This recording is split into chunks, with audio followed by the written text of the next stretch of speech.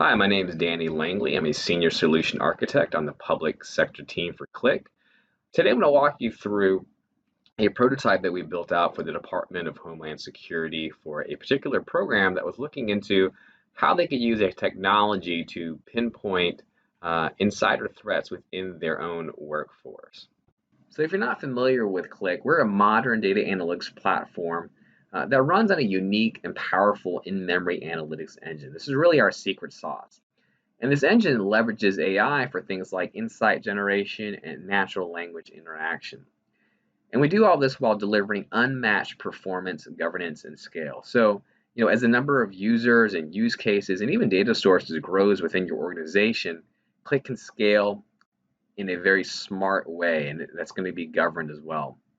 Now, one of the challenges that DHS mentioned was the fact that with insider threat analysis, there's just so many different data sources that they have to deal with, and it's difficult for them to get a comprehensive picture of their data where they can gain meaningful insights. Now, dealing with lots of different data sources and drawing out meaningful insights, this is really where Qlik shines. So for this prototype, we created notional data sets and brought them into Qlik, and you can see some of the data sets here. Data sets in the areas of HR, finance, travel, even law enforcement. So in this demo, we'll walk through three different specific use cases. We'll see how Qlik can allow you to monitor things like suspicious foreign travel among your employees. Things to look out for in the demo is Qlik's use of AI and natural language processing, the green, white, and gray color scheme that Qlik uses for visual cues, and our presentation capabilities.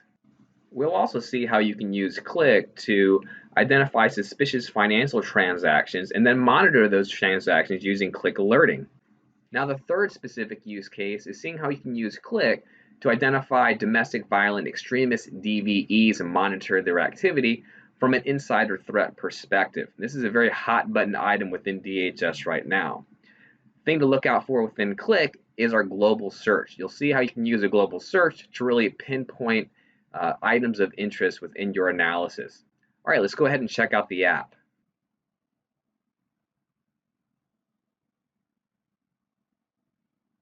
Actually, before we jump into the app, which you can see here, what I'm going to do is I actually have a burning question I want to ask Qlik using the Insight Advisor. How many employees show foreign travel to countries of concern? Now, when I ask this question, you can see what Qlik is going to do. It's going to use natural language processing and Qlik's analytics engine. It finds the app where this question can be answered, gives me an answer, says that there's 24 employees that are traveling to countries of concern. And if I click this information button, I can actually get more information about how Qlik actually derived the result here. Now, I want to actually see what other analysis options are out there. Now I can actually see where the employees are traveling from. So I can see we have 4 employees leaving from California, 3 from New York, and from Texas. And then finally, I can see there's a link here to explore this further. I want to check this out. So let's actually dive into the app now. So from here, Qlik is taking us into the app, specifically into the Insight Advisor module of the app with the same question applied. What you're going to see is, again, using natural language processing, it's going to give us the specific answer to our question of 24, along with a few other suggested visualizations that relate to this question. If I scroll down a bit, I can see what Qlik is suggesting for me. And if I click Add to Sheet on any of these objects, I can add this visualization to an existing sheet, or I can create an entirely new sheet that's centered around this particular question. Instead, what I'm going to do is I'm going to go to the main dashboard. From this view, we can see how many DHS employees that we're currently analyzing. We can see where those employees are located throughout the US. You can also see that we capture some insider threat and DVE indicators from some government policy documentation that we can actually use to focus our analysis based on the type of insider threat concerns that we're analyzing. So first off, since we're looking into suspicious foreign travel right now, I'm going to go ahead and search for any travel-related terms under foreign contacts. I'll go ahead and select these 3 here. Now we can see there are actually 29 employees that are traveling internationally to countries that we're possibly monitoring right now. You might also notice that there's some color indicators in the filters that can give you a quick sense of the number of concerning behaviors to be aware of that exist among our employee population. So So green represents any values that I select, just like the ones I selected in the travel filters here. The white values are related to my selection. So I can quickly see, for example, under technical activity, one or more of these employees have actually transferred a large volume of data through file hosting services and scanning, 22 to be exact. Now, you know, this should raise some other flags. So the gray values are indicators that are not related to my selection. So the more gray that I see, the better. So for example, none of these employees have any type of criminal or violent activity indicator. So that's a good thing. And you simply wouldn't be able to see these values that are not related to my selection in a query-based system. This is very specific to Qlik and is made possible through our Qlik analytics engine. So now if I want, I can also see these 22 employee details. And I can get risk scores for each of them, which takes into account their travel patterns, for instance. Now, to get a better understanding of the travel patterns, I'm going to move to the next tab. Now I can quickly see where they're traveling to, their last known travel date, how many flights they've taken, and how long they were in country. Now, if you look closely at this, it looks like there's at least one person that really stands out that are doing a lot of travel to China. So Constantina has flown there 5 times and has spent a little less than 150 days in country. You know what? I'm going to go ahead and take a snapshot of this, and I'll explain what a snapshot is and how you use it in just a moment. All right, now let's go ahead and check out her profile too. Now, when I move to the next view, what you're going to see is that the filters that I place, they travel along with me, and it gives me, as a user, a very consistent and seamless experience. And I can get a lot of great information about Constantina from this view. It looks like a case has already begun on her. I can see her most recent foreign contacts, and if I want to, I can check them out from this particular view. And from this view, I can see the Foreign Service nationals she was with when she last scanned into the CBP headquarters office. I can see one of these Foreign Service nationals has ties that link back to the Chinese Ministry of State Security Counterintelligence Division. So again, this is definitely going to raise a flag, so I'm going to go ahead and take a snapshot of this. So this analysis represents some findings that I want to brief some executives on. So I'm going to go ahead and use a Qlik story to do that. Now, a Qlik story is a lot like PowerPoint that's built into the Qlik platform that you can see here. And what you can do is you can drag and drop these snapshots that I just took into the briefing that I'm already working on. Now, the advantage of a Qlik story is that it gives me over PowerPoint is that it's a lot more agile while I'm presenting. So, if you can imagine, let's pretend I'm presenting this, and someone might question whether Constantina actually flew to China 5 times, right? And instead of saying, well, I'll check my records and I'll get back to you, we can just validate it right on the spot. I can go back to the app where I took my snapshot, and what you'll see is all of my filters are still in place. And I can answer some additional questions here, maybe about other travelers from this view, and then I can go right back to my story. This capability alone it gives you so much more credibility as a presenter, and it allows you to avoid all those dreaded follow-up meetings. So think about what I was able to do in just a few clicks. I went from looking at the entire employee population, down to just one specific individual, scanning across multiple data sets along the way. And then I was able to quickly put together this dynamic presentation that really captures these insights in a very interactive fashion. This is all driven by the Qlik analytics engine. Okay, let's move back to our main dashboard. From here, we'll jump into our second use case of suspicious financial transactions. So one thing we might be tracking is when an employee seems to have come across a lot of money and make some unexplained purchases. So you may have noticed a financial activity indicator filter. I'm going to select where an employee is displaying signs of unexplained affluence. Now, when I do this, my map changes views, and if I hover over specific points on the map, I can see what specific purchases employees have made that have been flagged. I might also notice there are some professional performance indicators that have surfaced for this group of 14 employees. So, this is interesting that out of this group of employees, one or more have received poor performance ratings and have been demoted recently. which doesn't really line up with making big asset purchases. So let's see who those employees are. It looks like Harcourt Hardison has a risk score that's been flagged. Why don't we check out and see what's accounting for this high risk score? All right, so when I move over to this tab, I see that there's logic that's been running behind the scenes that's highlighted the fact that Harcourt is single and making less than 100,000, but still he recently purchased a home for just shy of 1.6 million.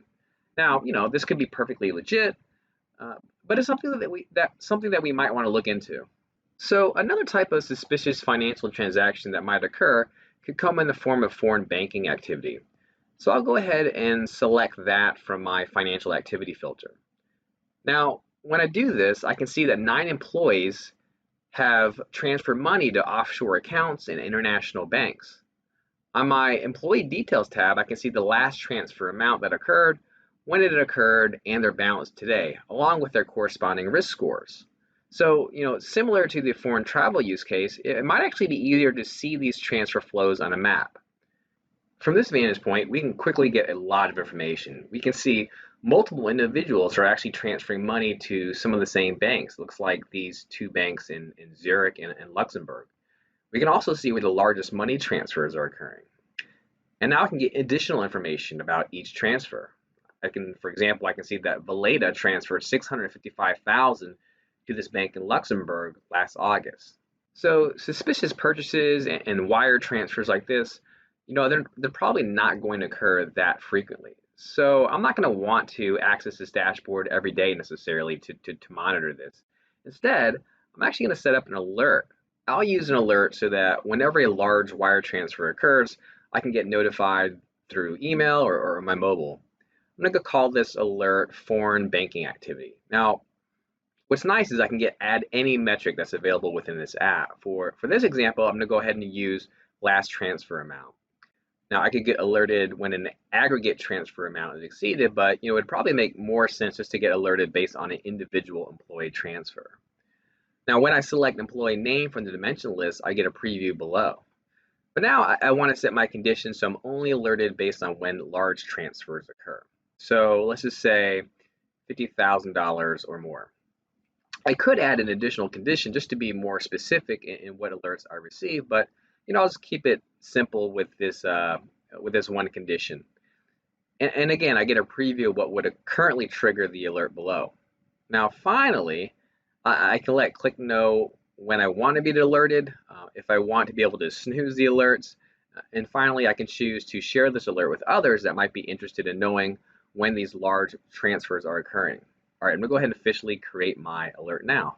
So just like that, now I can get alerted anytime a large transfer occurs, and I don't have to log into the app every day to check. I'll get an alert on my phone or through email, and then I can pop open the app and check out what's going on. Let's go ahead and move on to our final use case of analyzing domestic violent extremists DVE activity. So this is a very hot topic within DHS, as I mentioned before. So within the context of this app, we're going to go ahead and just pretend that there's some recent DVE activity occurring in Tennessee that might connect back to one or more DHS employees. So you've seen how we can filter and interact with the Qlik app visually, but this time I'm just going to type research terms that apply to my analysis in the global search. And you can see that, just like a Google search, Qlik has recognized the top hits, even though these terms come from different data sets in my app.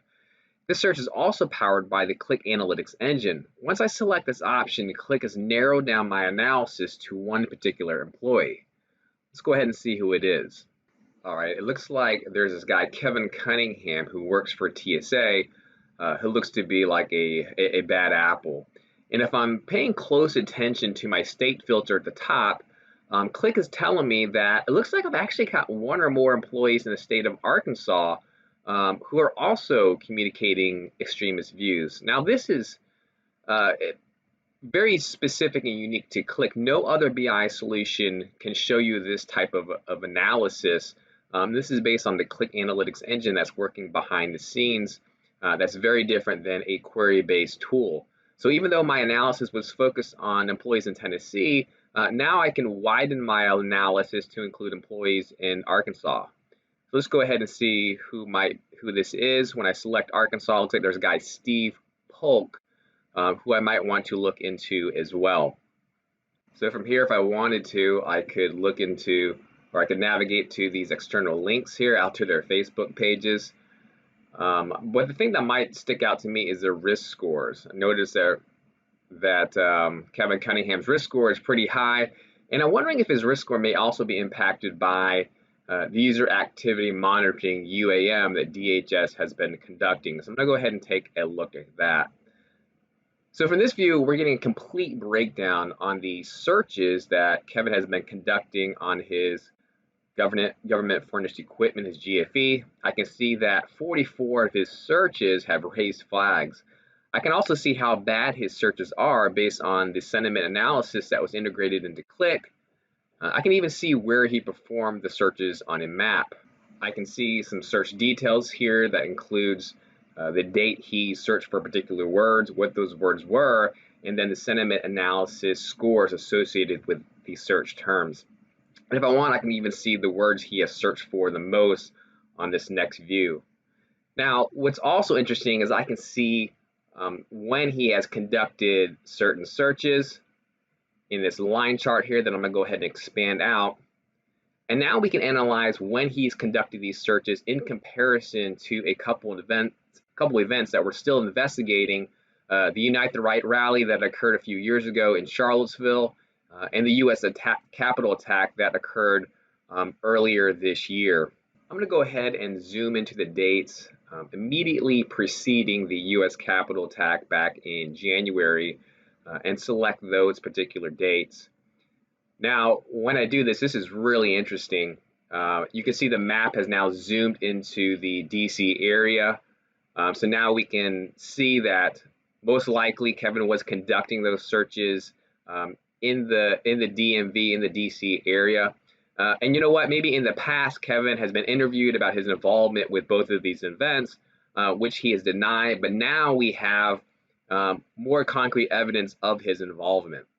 In fact, I'm going to go ahead and create a note to document this finding. I'm going to give it a title. I'm going to provide a description. In fact, I'm going to go ahead and tag the head supervisor, Dustin Baxa, just so he can stay on top of this as well. So think about this. We were able to scan across all of our employees using Qlik's global search based on what we were interested in investigating. And then in a couple of clicks, we're able to hone in on one particular employee, see his search history, and now we have incredible insights on his possible involvement with these horrible events in the past.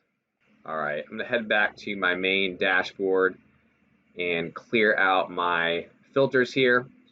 Now, finally, you might be asking yourself, hey, is there any way to quickly see who are the top suspects for insider threat currently that you're investigating? Well, you'll notice there's a watch list button here at the top.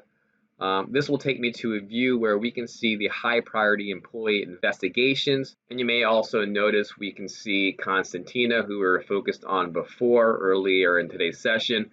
She's ranked third as far as the high priority investigations are concerned. So when I select her employee ID, now we zoom into additional details about Constantina, including where she's located, and we can see the case notes associated with her like we did before. So this concludes today's demonstration. We've covered a lot of ground. Thanks for sticking with me. And I hope the thing that you can take away from this is how you can use Qlik's analytics engine to combine multiple data sources that weren't even necessarily designed to talk to one another, and still be able to gain meaningful insights into your data, make true data discoveries, and do it in a very seamless and easy way. Thanks a lot. Have a great day.